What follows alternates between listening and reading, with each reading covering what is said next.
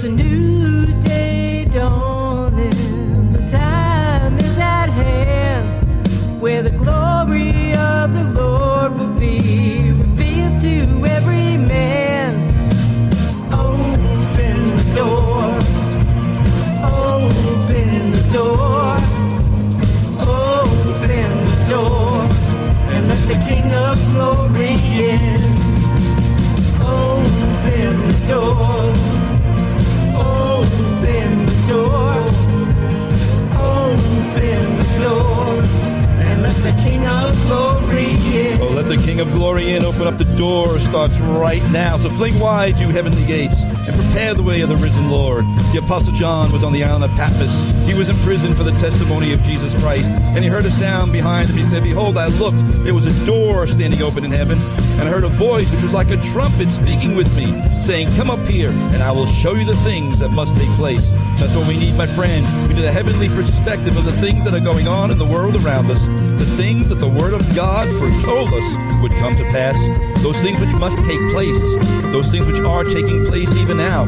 That is what this show is all about, discussing the issues of the day, discerning the times in which we live from a biblical perspective and worldview. So good afternoon, everybody. Andy White here, and what you are about to hear is the fusion of heart, mind, and soul. Thanks for tuning in all across the fruited plain, and I am also streaming live on Facebook Live. If you are on Facebook, you can catch me visually at my Open Up the Doors Facebook page at www.facebook.com/faithfm91.7. Also, if you'd like to correspond with me privately and not publicly over a social media platform such as Facebook, you can email me at ajwhite777@icloud.com. That's ajwhite777@icloud.com. And I do ask all of you who are on Facebook Live, please share this into your streams. Invite people to Open Up the Doors. If you've never liked the Open Up the Doors page, like the page and get connected with what we are doing and what we're all about here on Open Up the Doors. So I want to get right to it because I got so much here. I always do. I said it every week because every week it's true. But on last week's edition of Open Up the Doors, I could not get to everything I had there, and there was a lot there. And I was talking about Saudi Crown Prince Mohammed bin Salman and exactly what are the Saudis up to. And there was just some things that I really just ran out of time and I couldn't get to that I want to pick up this week and build on and develop, because there's a lot going on prophetically speaking that is, for some of us, could be flying under the radar completely. And if you missed last week's broadcast and you're saying, oh, he's doing a part 2 this week, well, we have it up on the Open Up the Doors Facebook page, also have it up on my YouTube page. By the way, if you've never subscribed to my YouTube page, you can do that as well, and then you'll get notified when we upload these broadcasts that we archive. But one of the things I was sharing last week about Mohammed bin Salman, and I'm going to call him MBS because that's the in thing to do. Everybody's calling him MBS, mainly because you don't want to stumble over his name. I've already heard his name pronounced several different ways. But anyway, but the Saudi Crown Prince, as you know, for those of you who paying attention, I guess, and listened last week, he just recently did a several-week tour of the United States, what many people calling a charm offensive. He wants to change what's the word I'm looking for? He wants to change people's opinions, if you will, and the views of what people really think about Saudi Arabia, and in most cases rightfully so, actually. But one of the things MBS had stated was that he wanted to return Saudi Arabia to quote-unquote moderate Islam, and that the keys to modernizing Saudi Arabia was its return to, again, quote-unquote moderate Islam. And one of the things he was telling reporters as he was being interviewed was that, and this is true, 70%, think about this, 70% of the Saudi population is under 30 years old. That's an incredible number. It's like Saudi Arabia, all the old people are just like completely dying off. I mean, that demographic is amazing, that you've got 70% of your population being millennials. Wow. that's a recipe for disaster, but I probably shouldn't go down that road. But anyway, getting back to what he said, he said 70% of the Saudi population was under 30, and that they wanted to, quote unquote, they wanted a life in which our religion translates to tolerance. And MBS, he vowed to, quote unquote, eradicate the remnants of extremism very soon. Now, those are great ideals, I would suppose. We certainly want to eradicate the remnants of extremism, except they're not remnants. And let me say this, to what degree Mohammed bin Salam may or may not be sincere in those sentiments, I honestly, I don't know. Maybe part of that's true, and he sees the need to modernize Saudi Arabia if they want to have an economy that brings in other nations, which is what he's trying to do, to expand the foreign investment in Saudi Arabia, which is what that Cham offensive was all about. So to what degree his sentiments are about eradicating the remnants of extremism and going to a place of moderate Islam, he may be sincere, but I have my doubts. I'm going to be honest. The remnants, MBS wants to, quote unquote, eradicate the remnants of extreme. The remnants. Let that sink in, because the entire Saudi state is founded and grounded on Islamic law and Sharia. We're not talking about remnants there. We're talking about the entire tree, the entire building is still in existence. He says he wants to, quote unquote, return Saudi Arabia to moderate Islam. But when was Saudi Arabia ever moderate? And I have to raise the question, is MBS really MBS? I could say something there, maybe I shouldn't. Is he practicing taqiyya? You know what taqiyya is in the Islam religion? It's being disingenuous, to put it nice. It's actually lying so you can get your way around things. Islam actually, there's this form of taqiyya. I've talked about that in the past, where you can give out disinformation so that Islam can advance. And I'm listening to this stuff by MBS, and I'm wondering, is he practicing taqiyya by saying that he wants to return to a more moderate Islam? Is it just a ploy, a PR campaign to change Saudi Arabia's bad image? And I'll admit, the cynical part of me says probably, absolutely. I mean, here's something very interesting that I thought timing is everything. But just days before Mohammed bin Salam told the U.S. This past month, a federal judge handed Saudi Arabia a defeat by rejecting the Saudis' court motion to be eliminated as a defendant in a 9/11 lawsuit that's gaining speed. You see, the Saudis are being sued by the victims and the survivors. The surviving families, obviously, the Saudis are being sued because of their complicity in the 9/11 attacks. And the Saudis put forth a motion that they would be, that would just be dismissed from the case, that would be struck down. But the judge said, no, it's going to go forward.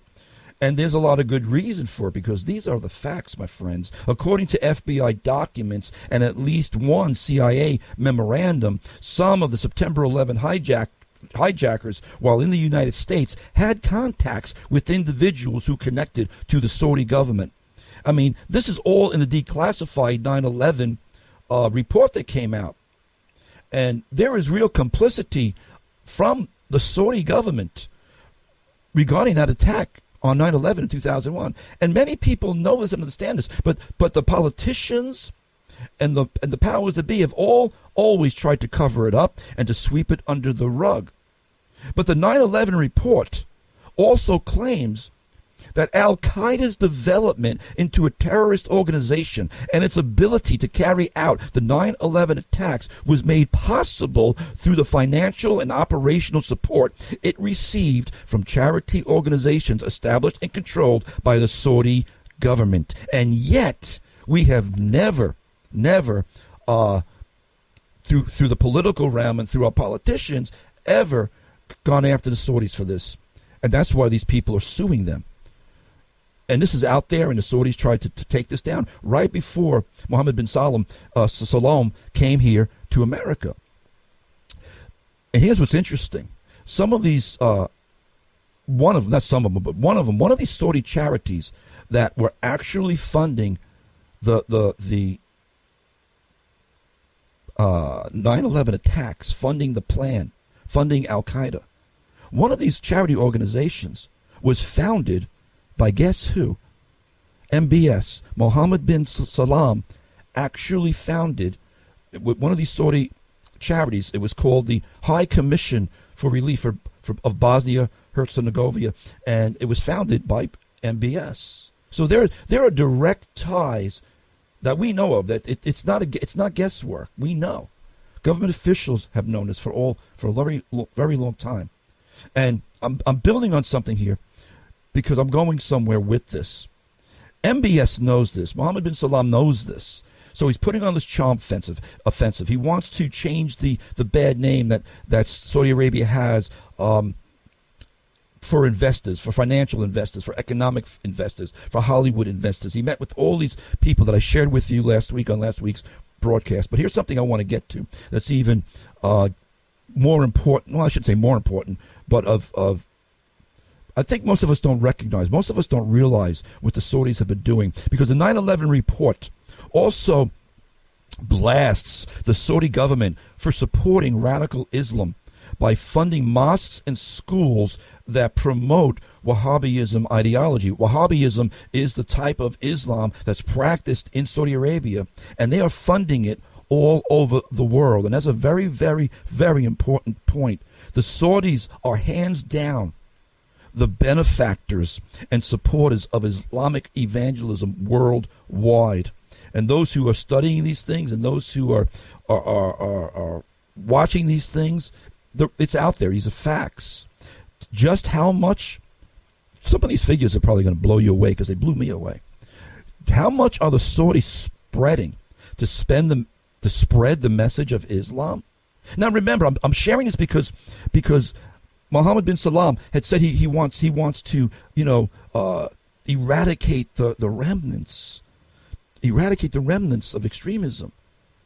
But Saudi Arabia they're not remnants.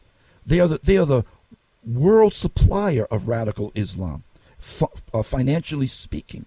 In 2005, former USCI Director James Woolsey testified before the U.S. House of Representatives that ready for this figure, folks, some $85 to $90 billion has been spent from sources in Saudi Arabia in just the last 30 years to spread Wahhabi beliefs throughout the world. The Saudis are funding almost all of the mosques. I shouldn't say all of the mosques, because that would, probably not 100%, but 99% of all the mosques in America. If you have a mosque in your neighborhood, most likely it was built and funded directly with funds from Saudi Arabia. In 2005, Prince Alawid bin Talal, remember who Alawid bin Talal was? He was one of the princes that MBS arrested and tortured recently. He's one of the richest men in the world, Prince Alawid bin Talal. He was once a majority stockholder of Fox News, something I think many of us did not realize at the time. But yes, the principal stockholder for Fox News, who was essentially Rupert Murdoch, in a lot of ways was working for him, was Saudi Arabia, the Prince of Saudi Arabia. And in 2005, Prince Alawid, he donated $20 million to Harvard University and another $20 million to Georgetown University to establish 2 Islamic study programs in the United States. I'm sharing this because this is important. You need to understand what the Saudis have been doing that a lot in the mainstream media and even in the political realm, our elected officials haven't talked about. You know why they haven't talked about? Because Saudi money, the sultans of opulence, the oil moguls, have all their fingers both in the Republican Party and in the Democratic Party. When the Democrats point their fingers at the Republicans about being in bed with the Saudis and oil, well, that's half true. But the Democrats are too. Saudi Arabia has been pumping millions and millions of dollars into our political system for years. And as I've been sharing here, they've been pumping millions and millions of dollars, billions of dollars worldwide to advance Wahhabist Islam. Now, I want to share something with you, and I'm going to share it throughout the broadcast a little bit. I recently just finished reading a book by Mideast expert and author Joel Richardson. He wrote a book on Mystery Babylon. And Joel's book is a treasure trove. I'm going to speak a little bit more of that later on in the broadcast. But Joel's book is a treasure trove of facts and information. It's all footnoted. It's all easily researchable. And he does some real homework on exactly what Saudi Arabia has been doing for the last 50 years.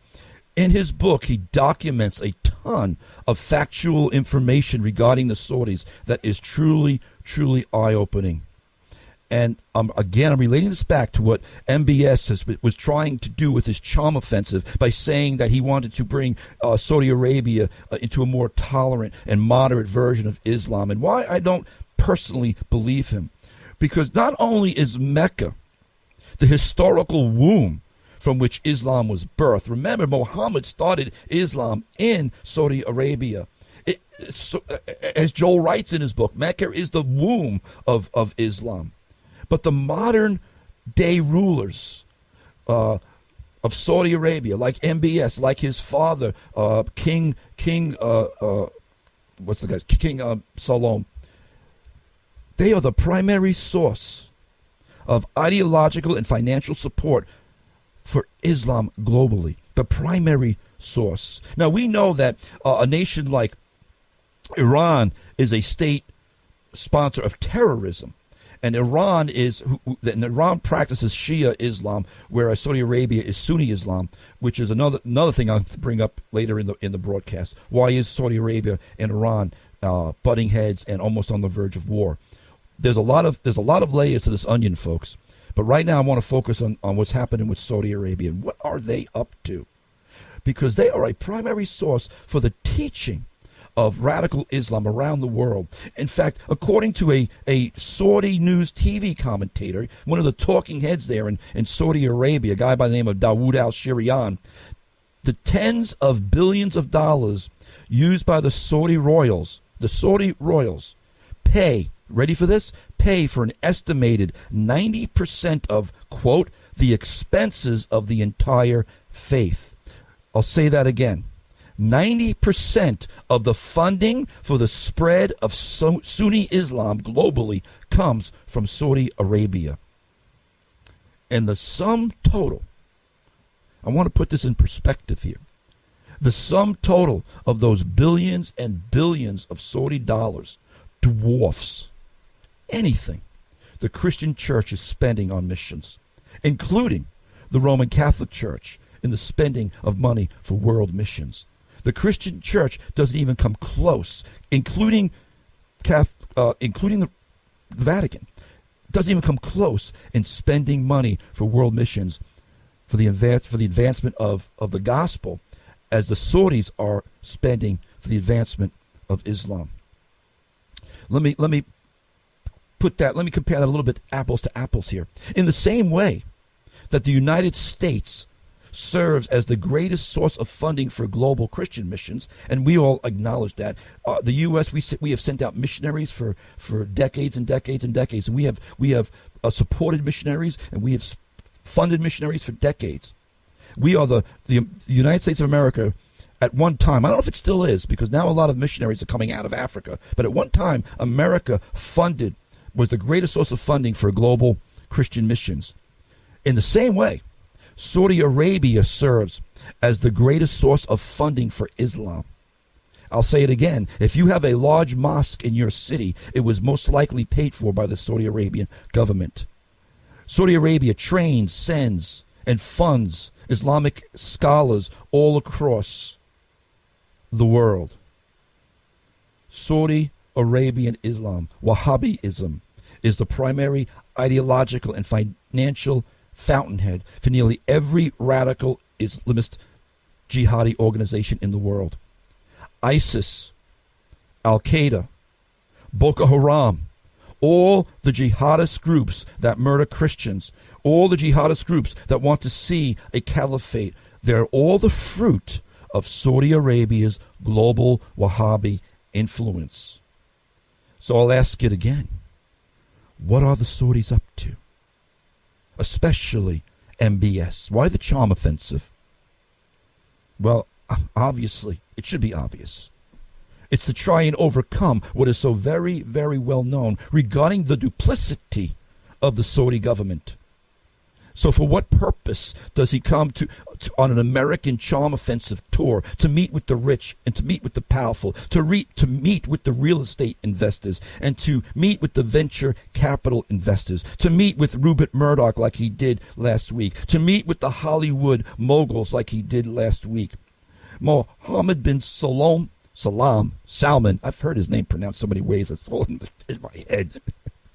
Mohammed bin Salman. I'm trying to pronounce it the way I heard him, the Saudi ambassador, pronounce it. Salman. Makes it sound more professional. Mohammed bin Salman.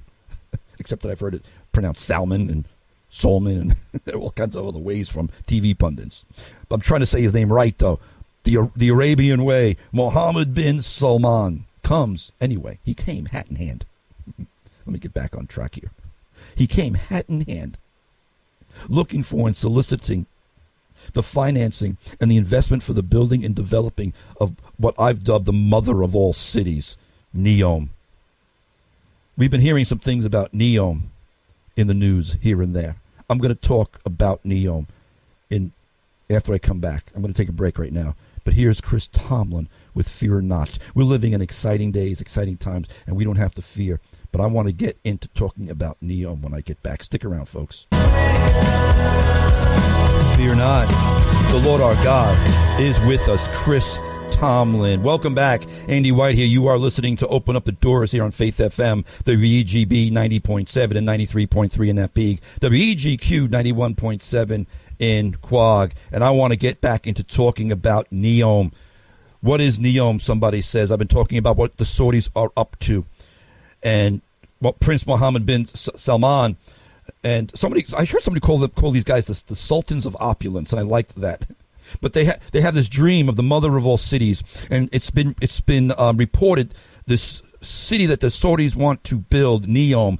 The name NEOM, by the way, essentially means new future. And as I've been doing some research on this, it's been blowing me away more and more and more and more. And before I get into some of the facts and figures and the vision for NEOM, which they've already begun to allocate the land for and go into land agreements with Jordan and with Egypt, I'll get into that in a moment. But I was thinking, ancient Babylon was one of the 7 wonders of the ancient world. If you ever did any research or reading on ancient Babylon, it was a tremendous, tremendous city. And when you look at the plans and the vision for NEOM, it could be said, I think, that the Saudis are looking to build a modern-day 8th wonder of the world, a modern-day wonder of the modern world. Is it a pipe dream? It certainly has its skeptics. It certainly has its scoffers, for sure. Some are doubtful that the Saudis could pull this thing off and bring it into fruition, because to say that it's an ambitious vision would be an understatement. The Saudi Arabia, they have plans anyway to complete NEOM's first section, and I'll emphasize first section, by 2025. Why I say first section is because NEOM is a city, but it's more than a city. In fact, NEOM's land area will be 10,230 square miles. Okay, let me put that in perspective. Because, usually when you think about a city, you think about, you're driving down the road and you see the skyline of New York City from a distance. You see the skyline of Philadelphia from a distance, or the skyline of Atlanta from a distance. So you think of a city kind of just popping up. But 10,230 square miles is almost the exact same size as the state of Massachusetts. NEOM, the city NEOM, will be 33 times the size of New York City. So actually it would be more correct to say that NEOM will be more than just a city. It'll be a city-state. And that's what's even more intriguing. For instance, by the way, the Vatican, we all know the Vatican is a modern-day city-state. But You know what the Vatican square mileage is? 0.017 square miles. Yes, that's right, 0.17. That's 109 acres. NEOM is going to be the size of the state of Massachusetts. Now, it's not going to all be skyscrapers for that length. There's going to be miles and miles and miles and miles and miles on part of the desert area where they're going to be putting in solar panels, because the city is going to be completely run on solar energy. Part of the plans is to make NEOM completely fossil free as far as fuels. It's going to be wind turbines out in the Gulf. I was going to say the Gulf of Mexico. No, it's not the Gulf of Mexico. It's the Red Sea out there. But NEOM's landmass. Let me move on because I'm going to run out of time, and I want to get to a lot of stuff here today. NEOM's landmass will extend across into the Sinai Peninsula. The Egyptians have already signed a deal with the Saudis. So part of NEOM will be in Egypt. Part of NEOM will be in the southern part of Jordan. And here's where it gets really, really exciting, folks, because NEOM's landmass will extend across the Egyptian and the Jordanian borders, but it will be rendering NEOM the first private economic zone to span 3 countries. And I'm going to move along here a little quickly because of time, but the Saudis and the Egyptians have already entered into agreements to build a major bridge and causeway that's going to come off mainland Saudi Arabia, cut across some of the Saudi islands, and then have a causeway and a bridge over to the Sinai Peninsula. The bridge is going to be called the King Salman bin Abdulaziz Bridge, because he's the king of Saudi Arabia right now, the father of the crown prince. The bridge and the causeway project is going to cost about $4 billion. The causeway will link NEOM to the Red Sea resort of Sharm el-Sheikh on the Sinai Peninsula, and it will pass through Tiran Island at the entrance of the Gulf of Aqaba. They've already begun to build this. By the way, here's an important point. This bridge coming from the Sinai Peninsula through the island Tiran in through NEOM, this bridge and causeway will also provide an alternative Hajj route. The Hajj is the pilgrimage that all Muslims must take to Mecca. So it's going to provide an alternative route. Right now they come through Jeddah off the Red Sea. They come into the port of Jeddah, and which is about 50 miles from Mecca. But they're going to be building this new causeway, which is going to be an alternative Hajj route, and millions of Muslim pilgrims are going to be on their way to Mecca annually, passing through NEOM. Economically, NEOM will focus on industries including energy and water, biotechnology, food, advanced manufacturing, and entertainment. Saudi Crown Prince Mohammed bin Salman just last week met with all these Hollywood moguls because he wants to bring Hollywood and have them invest in NEOM and have them become, a secondary, another Hollywood for over there in Saudi Arabia. And my friends, here's what's getting interesting about this. Location, location, location. Everything is about location. I said a moment ago that NEOM is going to be about the size of the state of Massachusetts. It's going to go up into the land area of southern Jordan. This area is the Mount Saia mountain range. NEOM is going to be situated on one of the world's most prominent economic arteries. Its strategic location will also facilitate the zone's rapid emergence as a global hub that connects Asia, Europe, and Africa. And my friends, the exact land area that NEOM is going to be built on, and this is what excited me when I researched this out and I was looking at some maps, is going to be right on the ancient land of what was once Edom. Yes, Edom.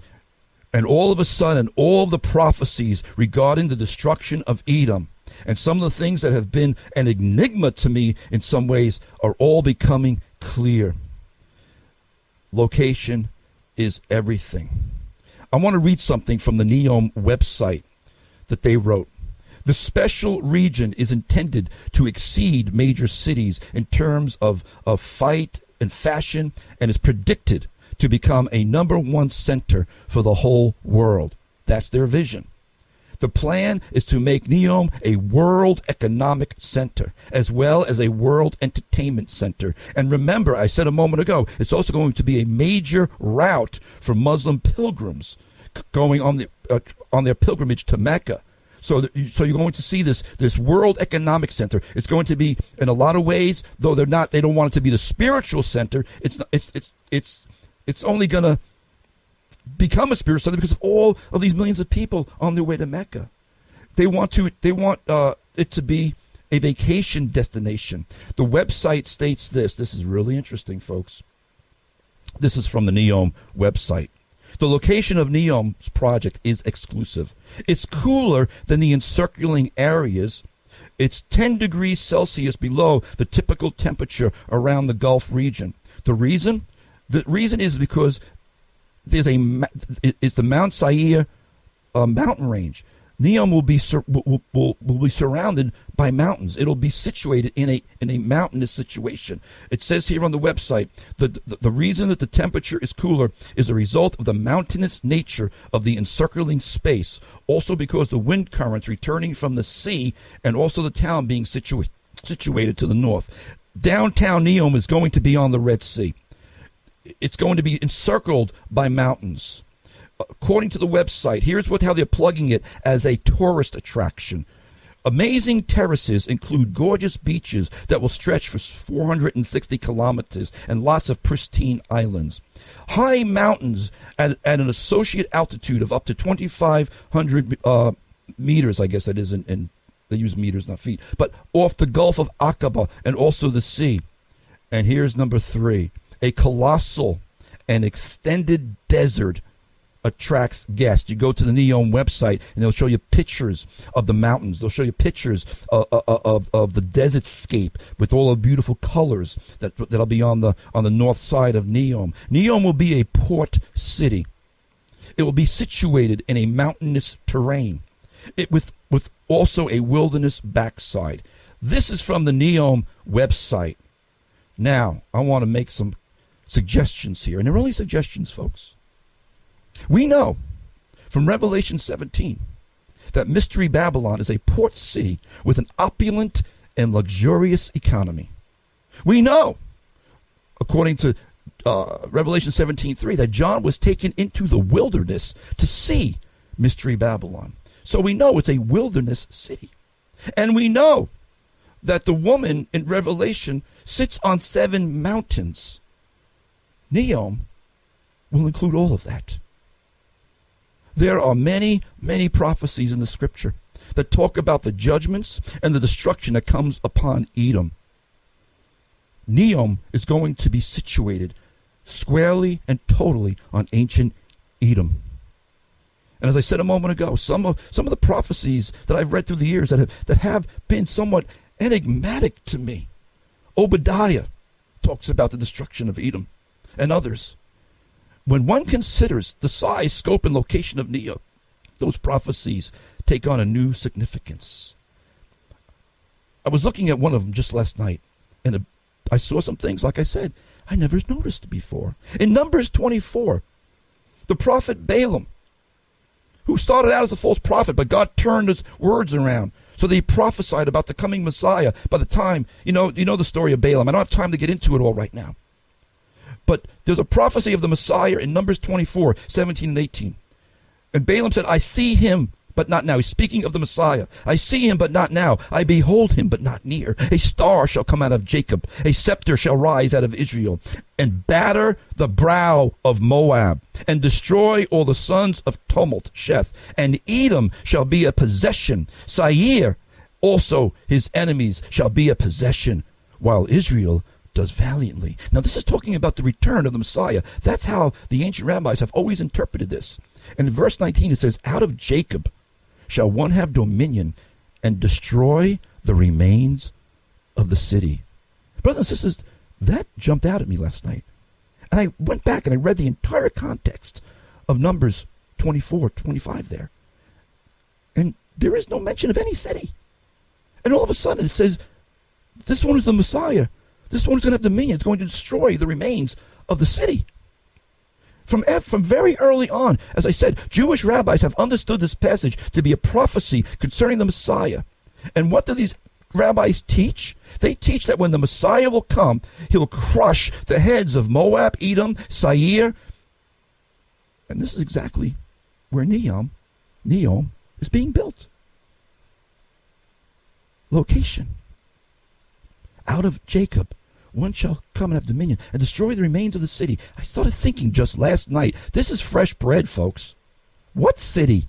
There's no city even mentioned in those chapters and Numbers. We know that the Bible tells us in Revelation that mystery Babylon is destroyed during the tribulation. The beast hates the harlot and will burn her with fire. But then it says, when Messiah comes, he destroys the remains of the city. What city? I kept saying, God, what city? There's no city mentioned in those verses and Numbers. I say this by way of suggestion. Could NEOM be that city?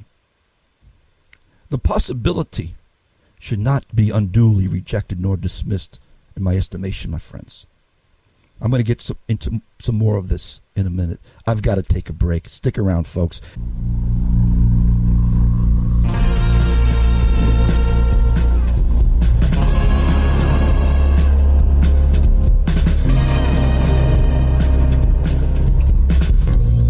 The fusion of heart, mind, and soul. This is Open Up the Doors with Andy White here on Faith FM, WEGB 90.7 and 93.3 in Napeague, and WEGQ 91.7 in Quag. And thanks for tuning in, everybody. If you're just joining in with me, I am live streaming on Facebook Live. You can go on over to the Open Up the Doors Facebook page at www.facebook.com/FaithFM 91.7. And like the Open Up the Doors page, please, and share it around. And I do appreciate you all so very, very, very much. I got people listening from Florida, from Ohio, from Arizona, and it's truly a blessing. I want to share with you some personal thoughts regarding the things that are developing, because it's something that God has really been dealing with me with, in the area that we need to, especially when it comes to eschatology, we need to always have a teachable spirit that's clothed with humility. You know, for many of us, and maybe I'll just speak for myself here, that it's so hard not to be blinded by one's own interpretations and indoctrinations. You know, the Bible says that knowledge puffs up, and that we only know in part, and we only prophesy in part. And I believe we should always be open to change when God brings us more understanding and more illumination regarding the things in the Word of God. And most especially, as I said a moment ago, when it comes to eschatology. I'm saying that to say this. For almost 36 years now, almost 37 actually, I have adamantly believed. I have taught. I have proclaimed. In fact, I was just listening to a broadcast that I did just 2 years ago, a year ago. I posted it earlier this week, and I was listening to that broadcast. And I said, you know what? I gotta address this a little bit. Because I have taught and believed and have been adamant for so long that mystery Babylon of Revelation 17 and 18 was Rome. Sometimes I believe it's New York. There's a lot of things there, and I'm going to get to that in a moment. But those things, the initial thing about, and so many, I know so many of us believe this, that mystery Babylon is Rome. But it is without question. It's because that is what many of us, myself included, was taught in our formative years by many well-known, respected, and good Bible teachers. And I want to say something that's very important here. And I want you to listen to me, and I want you to hear my heart. Good men can believe wrong things for all the right reasons. Good and honest men can be mistaken regarding a topic because of what was taught them and passed down to them through the generations and traditions, because of the light that we all have. God gives us different levels of faith and different levels of light and illumination. But just because they've been mistaken regarding something, I'm speaking in the general right now. I'm just speaking generally about our attitudes and about how we should be teachable at all times. Just because someone may have been mistaken regarding something doesn't make them a false teacher or a false prophet. I'll say it again. God gives each of us a certain amount of light and faith, and we're all, but here's the point. We're all meant to grow in the grace and knowledge of the truth, in the grace and knowledge of Jesus Christ. And I want to emphasize this because there are too many, I see them all the time, there are too many armchair theologians who are quick to brand others as heretics and false teachers because they don't fall in line with their doctrines and their interpretations. But just because someone has a different view or a perspective on a non-essential teaching, and I want to stress a non-essential teaching, I've shared this before, but there are some things that don't change. Salvation by faith in Jesus Christ, salvation by grace and not of works, the Trinity, those things, the death, burial, and resurrection of Jesus, those are unquestionably solid, unchanging. Those are essential teachings to be saved. But then there's a whole realm of non-essential things, ideas about the timing of the rapture, who the beast is, the timing of the Gog-Magog war. Those are non-essential things. They're good things. We need to study these. But they're not. Our salvation isn't dependent on those things. And just because someone has a different perspective on them doesn't make them a false teacher. I've seen so much of this on social media. It makes me crazy. Because Christ-loving, God-fearing, word-honoring people can have legitimate differences of opinions and perspectives. And I'm saying all that because all of us need to learn to grow and even change our opinions as the Holy Spirit opens the eyes of our understanding. Let me tell you something about myself a little bit, folks. There's a reason I'm sharing all this. In case you haven't noticed, I say this humorously, I'm a pretty stubborn kind of a guy. I do not change my views very easily or capriciously. I'm not tossed around with every wind and wave of doctrine. But if you can make a solid, factual, and convincing argument and case for something and back it up with Scripture, then I must reevaluate my views. And I'm saying that for this reason. As I said a moment ago, I have been adamant in the teaching that Mystery Babylon was Rome. And I'm just not so sure anymore. It may still be. Because I'm not ready to stand up and say, this is that which was spoken of by the prophet. NEOM is Mystery Babylon. I'm not saying that. I'm presenting evidence right now that is truly, truly eye-opening.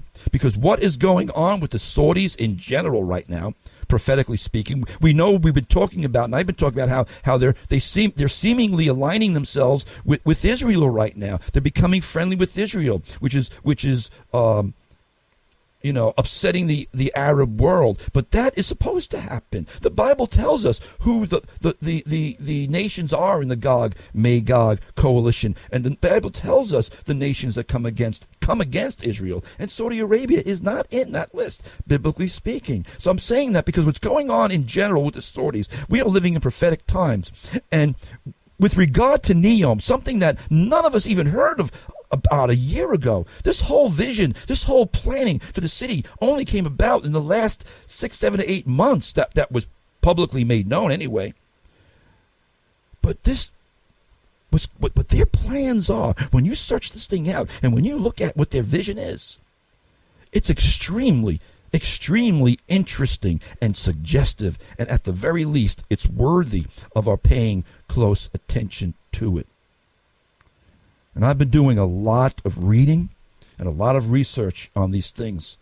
And that, coupled with what I'm seeing happening in real time on the ground, with new insights and with an understanding of the times that we live in right now, it seems to me, again, I'm not making any proclamations here, but I want to urge you to study the Scriptures, and I want to urge you to look into these things, because it seems to me that it's very possible and quite plausible that NEOM and not Rome may be, and I'm going to emphasize this, may be possibly Mystery Babylon.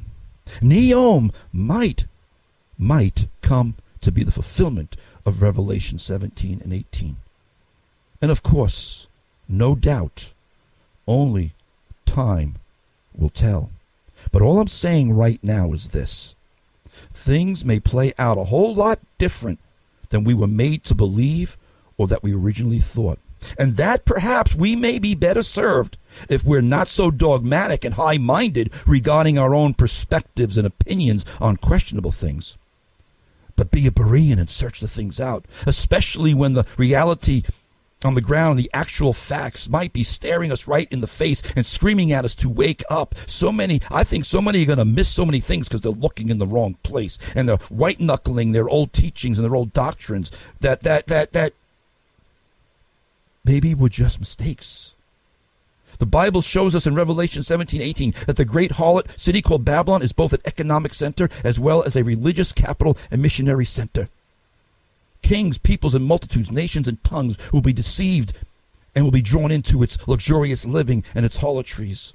And over the past 40 years, the kingdom of Saudi Arabia has spent over $100 billion to spread Islam all over the world. No religious, political, or national evangelistic or propaganda campaign in human history has ever come close to equaling this. I want to, just by way of loving you and by way of exhorting you, if you are serious about end-time study and you want to have a better grasp on what is going on, particularly on the topic of Revelation 17 and 18, I want to urge you to read Joel Richardson's book on Mystery Babylon. Read it for yourself. Evaluate it for yourself. I'll admit to you, I honestly admit to you that when I began reading Mystery Babylon, I had a very high level of skepticism regarding its basic premise. I was actually pretty closed to the idea that Mystery Babylon could be anything other than Rome. Like I said, I even taught for a while there could maybe two cities, Rome being Revelation 17 because it's ecclesiastical, and New York being chapter 18 because it's economic. But Mystery Babylon's got to be one city. It's a very specific city. The Bible's very clear on it. It's an economic power. It's a religious power. And chapter after chapter, as I read Joel's book, I began to reevaluate my own positions because of the depth of the research and the scholarly presentation. And that's what it takes to get me to change. Give me research, give me a scholarly presentation, and give me scripture. And Joel's book does that. It's a treasure trove of stuff. And I want to say this to you. I want to urge you with this. No matter what your position is on Mystery Babylon, I want to urge you to read Joel's book. Even if you don't finally come to necessarily agree on its final conclusion, the material contained in this book is a valuable resource. Trust me, put your eschatological prejudices to the side and read Mystery Babylon. Read it for yourself, because there is some good stuff in that book, even if you don't want to agree with the final conclusion. I believe there is a prophetic positioning, folks. There is a prophetic positioning occurring in the world right now that ought to shake us up, that ought to wake us up, that ought to cause us to look up. The Lord said, when you see these things begin to happen, look up, for your redemption draws nigh. Are you ready? Are you ready? Because we're living in those days. Man, I can't believe I ran out of time. Let me say, folks, no matter how these things finally play out in the end, be diligent to be found in Him in these last days. Be diligent to be found in Him, no matter how these things play out. Thanks for tuning in, folks. I got to run.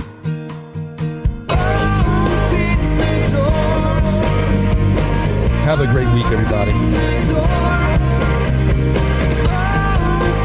I love you all, and I appreciate you all very much. Tune in next week for a brand new edition of Open Up the Doors.